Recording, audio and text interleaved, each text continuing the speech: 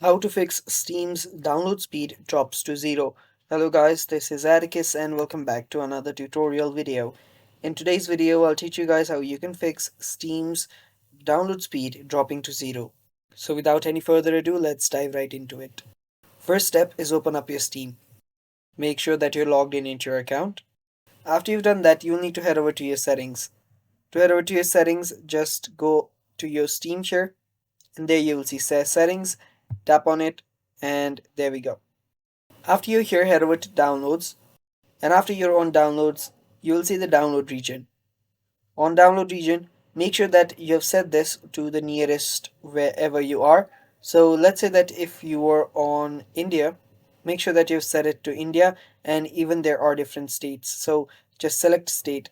Similarly, if you're on USA, you can select USA and which state you're in.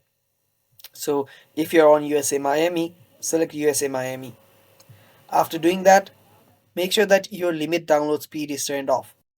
After you do that, you can close your Steam and you'll need to search for your network connections. So head over to view network connections, and after you're there, head over to any connection that you're currently on.